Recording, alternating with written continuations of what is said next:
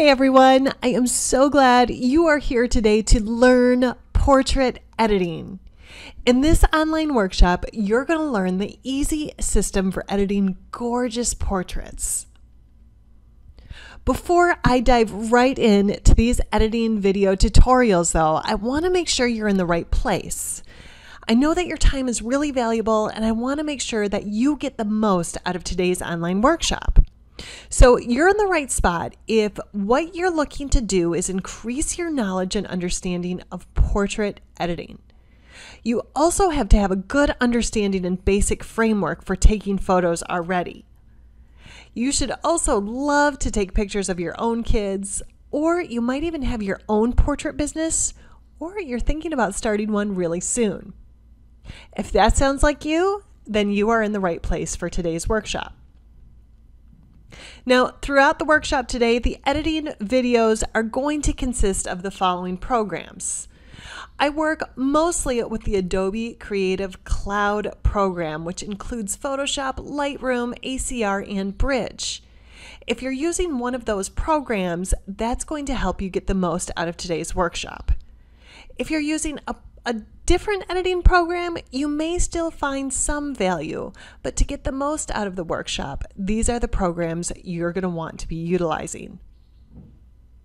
Now, I want to make sure you have the best experience possible during today's workshop. And for those of you who know me, you might know that I used to teach elementary school and I was a college professor for many years. So I tell my students the same things to make sure that they are learning and getting the most out of whatever it is that they're trying to learn. So I want to make sure before you get started in today's class, make sure you have eliminated any distractions. I know the phone is a big one, and I'm asking you to please turn it off or just put it aside during this online workshop.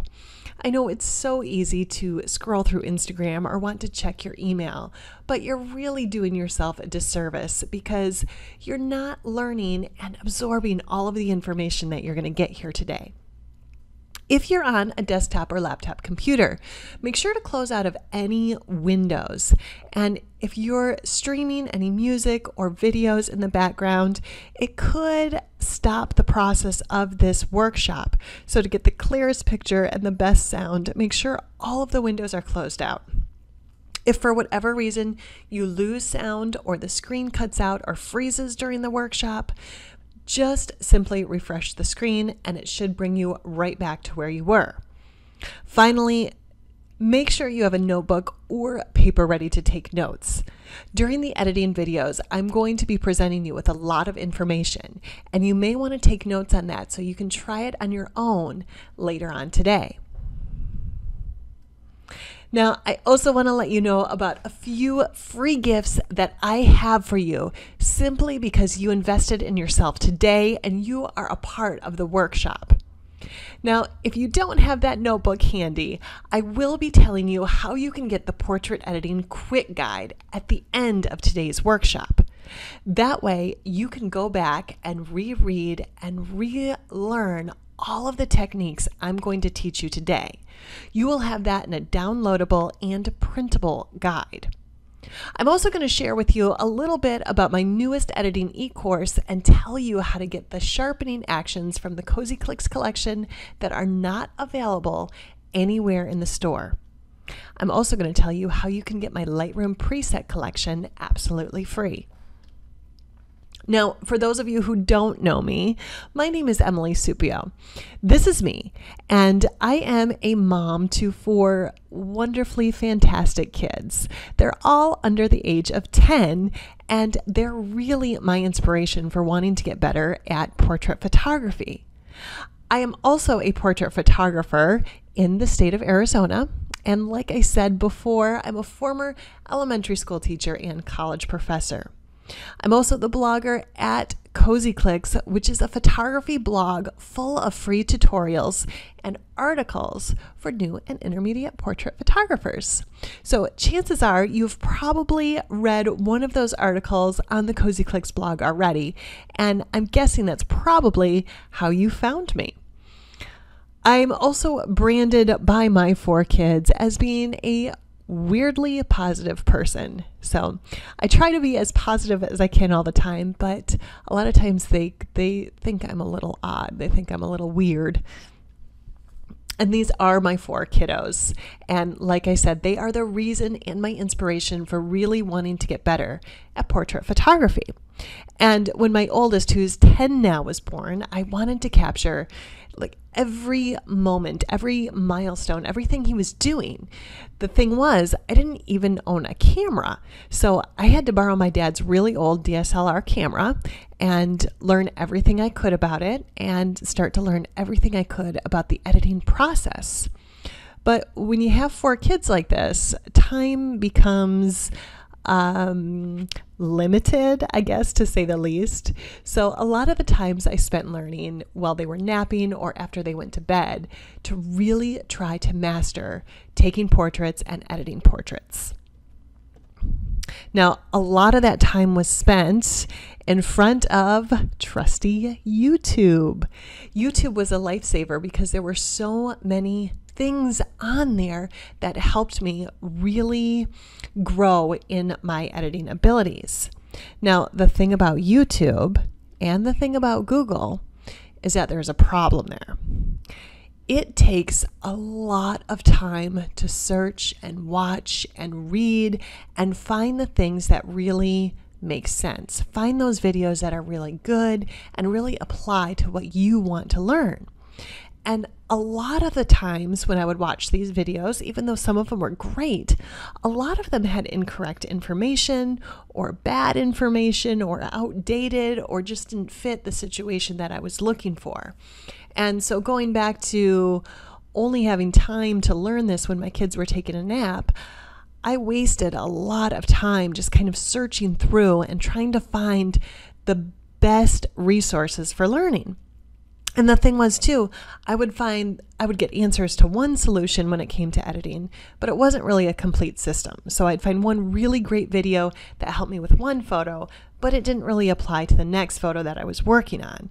So what I needed to do was try to come up with some kind of system that worked on every portrait that I was working on. Now, this was really overwhelming. And do you ever feel overwhelmed too when you sit down to edit a picture? Like there's so many buttons and sliders on these editing programs and you're just not sure where to even start. And it's the same thing when you get into Google or YouTube and you start searching for something. You can watch video after video and just feel so overwhelmed by the process and all this information that's out there. And going back to, it takes time, and it can take a lot of time and a lot of practice to find the right system and really get the right techniques down to see improvement in your portraits. Now, it did take me a lot of time to learn portrait editing and how to get pretty good at it. But once I did, it really paid off because I was able to be featured on some pretty big publications. I was also able to collaborate with a lot of really great photography brands, and I was asked to write educational articles for some pretty big blogs out there. Now, I want to help you eliminate some of the time it takes to learn portrait editing. And I know we're not sitting face to face right now, but I want you to tell me out loud or raise your hand. Do you want to feel confident in your editing? Say it out loud. If you want more confidence, just say yes. I want you to really feel it.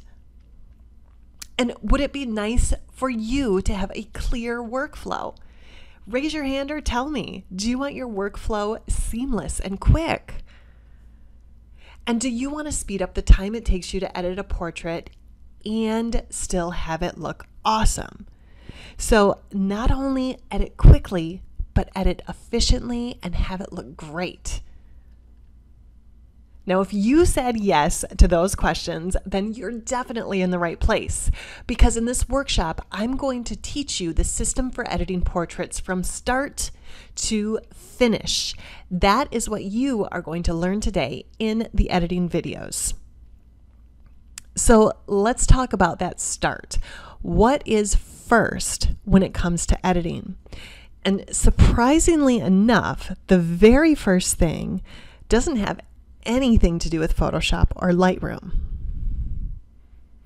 The first thing you have to make sure of when you're editing a portrait is making sure that that image is well lit, exposed correctly, and is in focus. If you have those three things down, you're going to do so much better in the editing process. Let me take a look, and I want to show you just a couple examples of what your photos should look like if they're well lit, exposed, and in focus. Now, this first photo, this is not my photo. This is actually one of my students in a few of my e-courses, Heidi Delmeyer. And I want you to look at this photo of her little girl because I think it is so cute and adorable, but it also has great light. If you look on the face of this little girl, the light is very smooth and very flattering. There's not any heavy shadows or highlights on her face or under her neck or under her eyes. Her light is spot on in this photo. Now, this is another student of mine, Jennifer Corbin, and this is a picture she took of her mom, but her exposure is correct. It's fantastic in this portrait. It's not too dark, it's not too light. It's ready to be edited. And finally, this photo is from Lori Ben. Lori is another student in my online e-course, and I love this portrait here. And this photo is sharp and in focus. If your pictures are in focus, then they are ready to go and be brought into an editing program. Now, if you looked at some of those pictures and you thought, you know what, mine just aren't quite there yet, you may not be ready for the editing process yet. And I want to show you a couple examples now of not my students' work, but some of my own old photos that weren't quite there yet, because there was a time when I wasn't ready to start portrait editing. So if you look at these two pictures, these ones are not exposed correctly. So if you're not getting exposure correct, you can't bring these into Photoshop or Lightroom and think, I can fix them later. If they're not exposed correctly, they're either going to be too light or too dark, not in focus, or kind of grainy, like these ones. Here's another old shot of mine, and this one is just very unflattering in the light. You can see she's a cute girl, but her face has patches of really heavy highlights and shadows that are kind of falling around her nose that make it a little patchy in the darkness and lightness. It's just not a super flattering photo like in Heidi's photo that I showed you earlier, where the light was very smooth over her little girl's face. And finally, if your pictures are out of focus, you cannot fix them in the editing process. And I put this photo up on the left of the little girl purposefully because that actually was a photo I took just a couple months ago. So I still miss focus now. And you can see she's out of focus. My focus actually hit in the background. So even if I loved this picture, I couldn't save it. I couldn't bring it into my editing system and make it work. It has to be in focus from the beginning. All right, so I want you to really think about your own work before we get into these editing videos. Do you have portraits that are well exposed, well lit, and in focus? If you do, most of the time, you are ready to dive into these editing videos and really take your portraits to the next level. If as you watch some of these photos, you thought, you know what, my lighting just isn't even there yet, I'm not getting focus a lot of the time, or I'm just not really understanding light yet, then these videos may not be for you just yet. But if you keep practicing, I know you'll get there. All right, let me switch over the screen and we're going to start the editing process. All right, so I have the portrait that we're going to work on pulled up into ACR, which is Adobe Camera Raw. Now, Adobe Camera Raw is very, very, very similar to Lightroom. Both ACR and Lightroom are part of that Adobe Creative Cloud package. So if you are working in that Adobe Creative Cloud, you get both of these things, so you can kind of play around and see which one you like better. My preference has always tended to go toward the ACR, the Adobe Camera Raw. So that's what I'm going to work in right here. But if you are a Lightroom user, these same exact techniques, sliders, and buttons that we're going to work on can be used in Lightroom. So same exact things can be used in both ACR and Lightroom. So the very first thing that I look at is my exposure correct? Now, if you shot your photo in RAW format, which I highly recommend, you can make adjustments to your exposure in Lightroom or ACR. So if you're shooting JPEG, you may want to switch over to RAW today and see the difference that this makes. And you're going to learn the techniques that you can edit in RAW, so you'll know exactly what to do. So when I take a look at the exposure of this photo, I can already tell that it's slightly underexposed. It's a little bit dark, and I'm just by looking at it, eyeballing the photo. But I can also double check that by going up to the upper right-hand side and looking at my histogram. Now, a nicely exposed photo will show this curve with most of the curve falling right in the middle. This one tends to fall to the left, which is telling me that my exposure is a little bit dark. To fix that, you just take your exposure slider and watch what happens as I drag it to the right. You'll see that the photo gets lighter, but my histogram also moves too, moving most of the curve into the middle. Now, some of the time the curve won't look exactly like this. If you have a bright sky in the background, you'll notice that there will be some values of your histogram that fall way to the right, and that's okay too. Use that histogram as a guide to help you pinpoint the best exposure. So now that I dragged that slider over for the exposure, it instantly already looks better. It's brighter, it's on point, it looks more fresh and glowing. Now, the second thing that you want to make sure is correct is your white balance. And this will go back to making sure that you have shot in RAW format, because when you do, you can easily fix the white balance in Lightroom or ACR. So what you can do is you can try to get white balance correct in camera, and you can do that in a few ways. You can use an Expo disc, you can use Kelvin, you can use a gray card, but sometimes you might forget to set your white balance, or you might just set it on auto and it doesn't set it correctly, or you can try to just fix it in post later, like I'm going to show you here. I am going to send you an email with a few links to some great resources where I share with you exactly how to use an Expo disc and a gray card so that you can watch those later if you're still a little unsure how to get your white balance set. So I will send those to you after the workshop today. But if you're going to do it in camera, what you can do is you can grab the white balance tool, which is right up here at the top. It looks like a dropper. In Lightroom, it's over on this side to the top. So in ACR, the white balance tool is right there. It says white balance tool.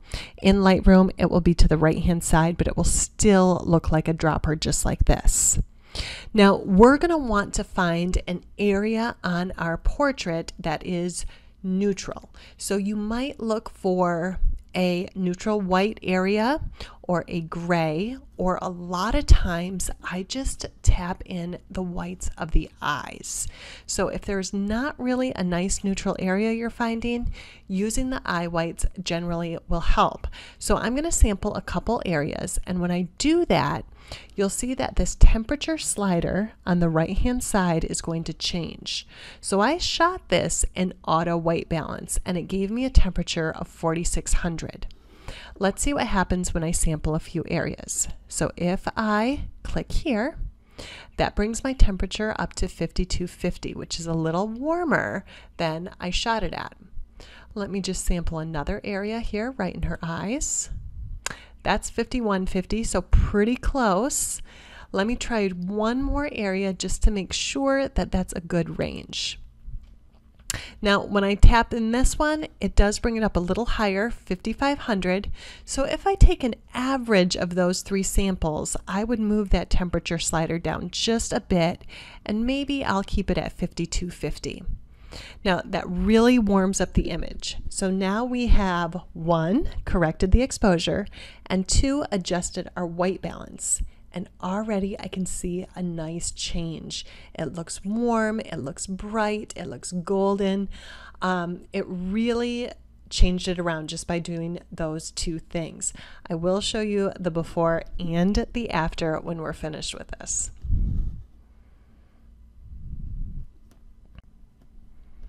The third thing that you're going to do in your editing system for portraits is work with the HSL tabs, the hue, saturation, and luminance, to really brighten up the skin.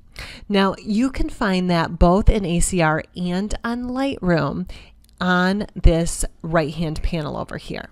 So you're going to find where it says HSL, and right here it's going to be the fourth one over on ACR. In Lightroom, you're going to go down to find the HSL, but you're going to click on that. And we're going to be focusing on this orange slider here. So the first one that I love, I think this is like a magic trick when I do this, is working with the luminance. And we're working once again with the orange slider, and I generally pull it to the right because I think that brightens it up. However, depending on the skin tone, you might decide to pull it the other way. But either way you work this orange slider, the cool thing is it's going to focus right on the skin of your subject. So watch this. As I pull this orange slider to the right, the skin of my subject starts to get very bright. Okay, now that's a little too bright. I have it pulled all the way over, but you can see that targeted just the areas and the toning of her skin. Pretty cool, huh? Watch when I pull it over the other way. So once again, I'm on the Luminance tab, orange slider, and I'm going to pull that all the way over to my left. Now it really darkened up the skin. That doesn't look super pleasing, I know, but what I want to show you is the rest of the photo was not really affected. It targeted just her skin, which is awesome at correcting skin tones and either darkening the skin or lightening the skin up a bit. So depending on your subject and the natural toning of the skin, you're going to want to either brighten or darken just a bit with this luminance slider. I tend to like to go a little brighter. I think it gives an overall glow to the skin. And this works no matter what tone the original skin is. You just might have to pull it up or down a little bit different. I'm going to put her at about 12, but like I keep saying, depending on the person, depending on the skin tone, that number is going to change for you. Now, the second part of this HSL tip is to go into the saturation. Here, I'm going to take the orange slider, but this time I'm going to pull it to the left. That's going to take out any orangey or red undertones in the skin. Now, once again, you don't want to overdo it. If you go down too far, what's going to happen is they're going to look, like a Halloween character. She looks kind of ghostly here. So you don't want to go down too far. You just want to go bring it down a very subtle amount. And what I usually tell people with any part of their editing, with any slider they're working with or button they're working with, get it to a point where you think it looks good, but then drop it back a little bit. And that's going to ensure that it doesn't look super fake or overdone. So right here, I have the saturation at -8. Like I said before, depending on the person, your subject, their original skin tones that you're working with, that number could change. And then finally, we're going to go into hue, sticking with that orange slider again. And this time, you're going to bring it to the right. So I'm just going to bring that over to the right. And that does a nice job just brightening her up a little bit. So once again, in that HSL tab, with the luminance selected, orange slider, the luminance will generally go to the right. Your saturation, you're going to move that orange slider to the left. And for the hue, you're going to move that orange slider to the right. Once again, I want to reiterate, depending on the original skin tone of your subject, your numbers will be different. So you're going to want to play around with that and see what looks best for your subject. The fourth and final thing I'm going to look at in ACR or Lightroom before we move into Photoshop is making sure that we have a crisp, clear, and sharp image, and we can add a little more sharpness in ACR or Lightroom.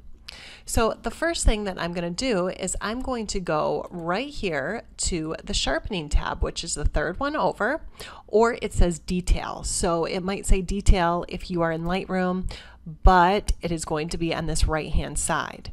So with the detail selected, we're going to sharpen our photo just a little bit.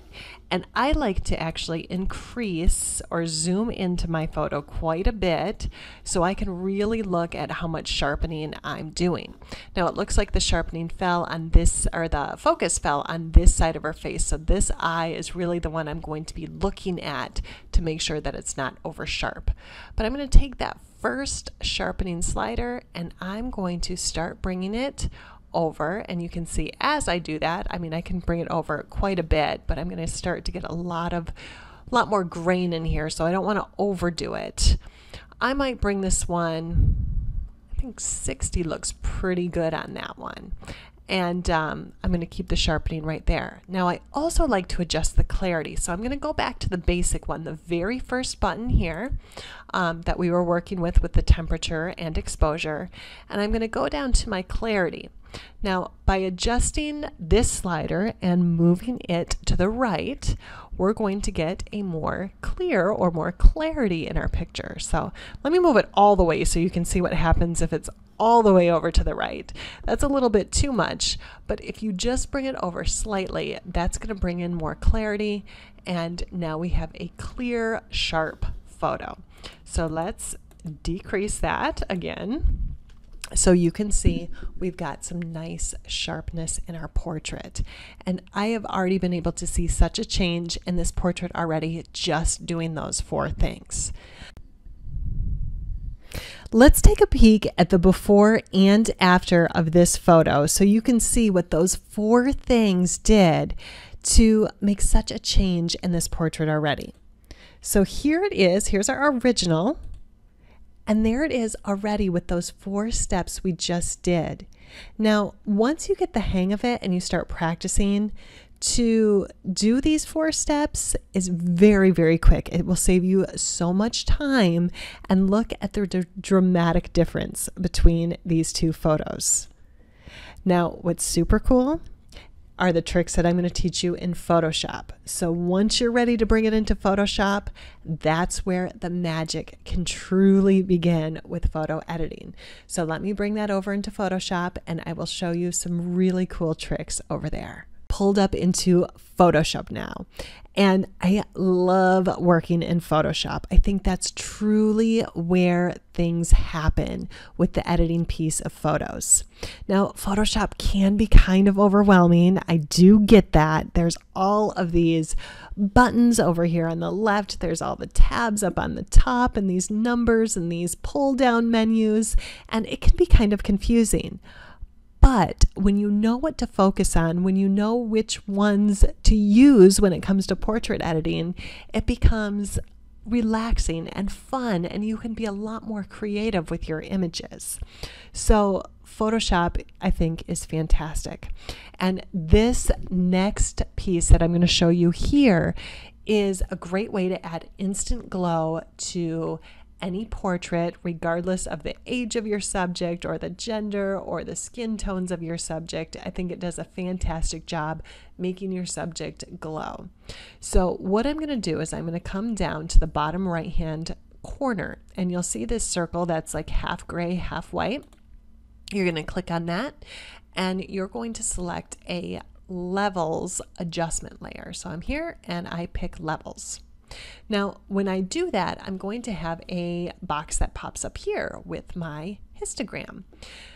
I'm going to be focusing on this white triangle here at the right-hand side of my histogram.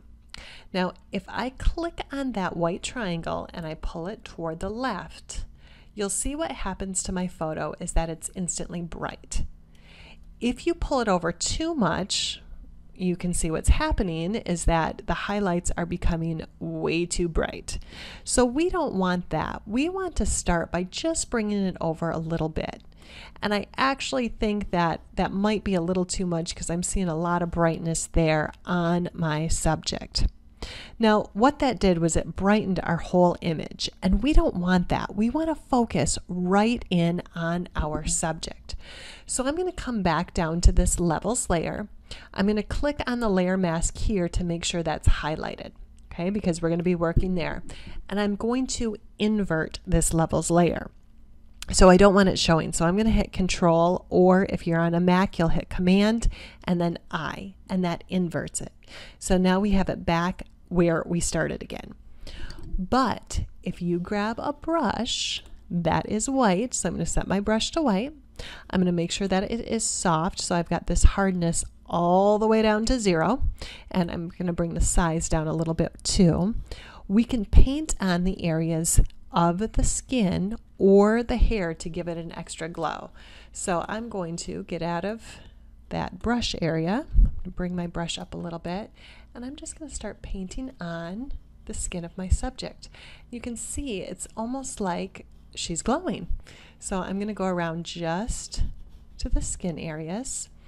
And you can adjust the size of your brush. You can take your time with this more if you want to. I found you don't have to be incredibly accurate here because the soft brush will help that glow blend in nicely to the background, but you do want to be somewhat careful. You could even bring it into the hair if you want the hair to have a little extra glow if you want to. Now, just like I said earlier, I thought it was a little bit too much, and we're going to double check that right now. So I'm going to go back up here and I'm going to click on this levels histogram. Now, when I look at this white triangle here, I see it's too far into the curve of the histogram. You see, if I were to take this and just draw a line up, we're getting into the curve. That means that there are some areas of the skin that are too bright. So I do have to drag that back over, and I'm going to drag it over right to the end of that curve. Not to the very end of the rectangle, but to the end of the curve. And that's showing me that none of my areas are clipped or too bright, but it is the perfect brightness and glowiness for the skin tone of that subject. So let's take a look. Let's turn it off and let's turn it on, and it's just like an instant glow to the skin, like they have on a new moisturizer or lotion that really added that nice glow. This Photoshop tip for editing portraits is one of my favorites because it is so easy and it is so effective. Now, these 5 steps should give you a great framework to take your portrait editing from start to finish. But I do know a lot more cool tricks in Photoshop to really take your portraits to the next level. Let me explain. So some of you might be thinking, yeah, Emily, all of this sounds real great, but I'm still looking for something more. I want that edge to my portraits. I want them to really pop. Do you have something that's going to give me a little more? Or do you really want full control over your editing on every portrait. Do you want to create consistency and style when editing your images? Well, then I have just the course for you. My portrait editing course, The Perfect Portrait, is an e-course for portrait photographers who really want control of their portrait editing. Now, what's inside of this e-course, The Perfect Portrait? Well, it is 7 easy-to-follow modules and editing videos that will help you prepare your raw file in ACR or Lightroom and really perfect that portrait in Photoshop. So like I said before, there's a lot of cool things you can do inside of Photoshop. I'm going to teach you those things inside of The Perfect Portrait. Now, The Perfect Portrait really dives into skin because I know that editing skin can be a really tricky piece for any portrait photographer. I know I remember when I first started editing, I would look at photos and people would tell me, yeah, I think there's too much green or too much red in the skin. And I really had no idea what they were talking about. But after learning, I now know that there are mathematical formulas that help you pinpoint the exact values that the skin should be. Now, in The Perfect Portrait, you'll also learn about toning for all skin shades, softening for beautiful skin, and my favorite, adding dimension to the skin, because we are 3-dimensional beings, right? We're not 2D like on a computer screen or on a printed photo. So you want your portraits to pop out like they're 3-dimensional. You need to know how to add dimension to your portraits. Now, I'm also going to show you editing in the face, not just skin. So you'll learn how to brighten and darken and sharpen the eyes, create rosy cheeks, add color to the lips, and create a touch of shine to the lips too. You'll also work with editing hair, so you'll be able to create shiny and contrasty hair. So here's what you'll create when you enroll in The Perfect Portrait. My former student, Kaylee Fisher, actually emailed me and has talked openly in our Facebook group several times about how consistent her work is now and how confident her work is now. She's able to create consistency and confidence in her editing. You'll also be able to do this and create a workflow that works for you. Plus, you will create extra time for yourself because you'll know exactly how to edit your portrait from start to finish. Now, I know a lot of you might have some questions, and there's a lot of common ones, so I want to answer those first. You might wonder, what editing programs do I need to take this course? Well, like I said earlier, I always highly recommend that Adobe Creative Cloud package. That gives you Photoshop, Lightroom, ACR, Bridge, and I think is really the most effective program for portrait editing. If you have Photoshop Elements, one of the older editions of Lightroom or Photoshop, you may be able to follow along with a lot of the techniques you'll learn here. But to get the most out of it, I highly recommend that Adobe Creative Cloud package. When can I take the course? Well, you can start the course today if you wanted to. The course is open all the time so that once you enroll, you have access to all of the modules and all of the editing videos. I know I've got 4 young kids and my days are really busy, so a lot of my work time is spent in the evenings or early mornings. So if you have a lot of kids or you're just an early morning person, you can take this course at 5 o'clock in the morning if you want to. Or if you're a night owl, you can log in at midnight and watch the videos. What if I need help? Now, this is a big question for a lot of people because you might wonder, okay, what if I get stuck? And I know when I worked in the classroom, I was face to face with my students. So if they had a question, they could just raise their hand and ask me. And I want to be able to answer your questions if you have one. And that's a big reason why I created the private Facebook group for students. So if you need support, you can ask a question, and I am there in that group to help you.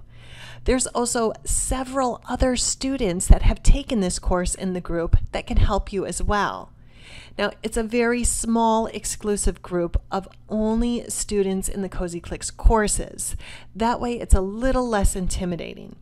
I know some of you might be in my larger Facebook group, Photography, Support, Learn, and Inspire with Cozy Clicks, which is an awesome group, but there's over 21,000 people in there, so I get that it can be kind of intimidating to ask questions. The group that goes along with this class is a very tight-knit, nice, friendly group of photographers who want to help each other succeed. You might think, okay, I'm not good with technology. What am I going to need? Well, you will need high-speed internet to run and watch the editing videos. You also should have a desktop or laptop computer. However, you can use your phone or tablet to view the videos. I get this question a lot from people who are kind of on the fence about enrolling. They ask me, okay, aren't Photoshop actions quicker? And I have to be honest, I do love Photoshop actions. They can be a time saver. I use them, I sell them, I think they're great. But not every step that you can do in Photoshop can be recorded into an action. And while actions are great, they do not give you as much control as if you know how to complete the steps on your own.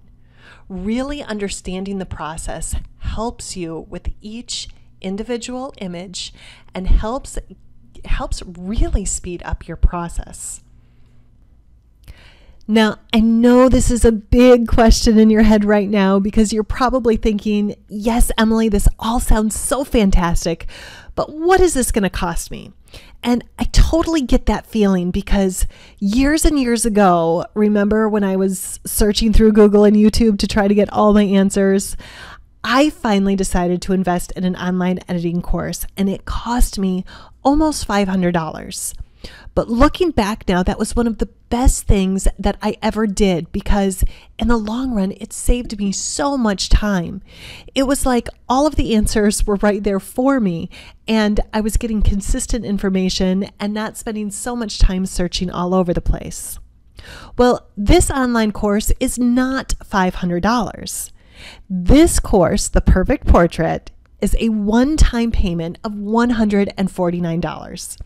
It is not a reoccurring membership fee. It is not a payment plan. It is just one payment, $149. Plus, you get all of the workshop bonuses for being part of today's online workshop. So when you sign up and enroll for the course, and you can do that right to the link on the side, you'll also get access to the private Facebook group for students only. You'll also get the Cozy Clicks Photoshop sharpening actions that are not for sale anywhere. These are the actions that I use on all of my client and personal work. I'm also going to give you my complete Simply Beautiful Lightroom preset collection.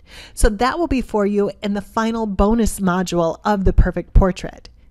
And because I love surprises, I have a surprise goodie package for you in the final module as well. So there's some extra surprises in there for you too. Now, The Perfect Portrait is only for you if you really want to take your portrait editing to the next level. If you want to create consistency and you want to get confident in your editing skills, then The Perfect Portrait is for you. And you can enroll right now at that link to the side or by going to cozyclicks.com/PP. That's PP for Perfect Portrait. So once again, you can enroll and get all those bonuses by clicking the link to the side or going to cozyclicks.com/PP. Thank you so much for being part of this free online editing workshop today. And if you remember back in the beginning, I did tell you I have a free gift for you. So make sure you check your email or your spam for your free portrait editing quick guide from me. This is easy to download or print and gives you all of the information that we covered in today's online workshop. This editing quick guide is only available to workshop attendees like you. Now, if you're over on Instagram, I would love if you would follow me at Cozy Clicks. And if you do try any of the system today and post over on Instagram, I truly would love to see your results. So make sure you mention or tag me at Cozy Clicks in that photo so I can see what you've created. Thank you so much again, and make sure to enroll in the Perfect Portrait today by going to the link to the side or by going to cozyclicks.com/pp.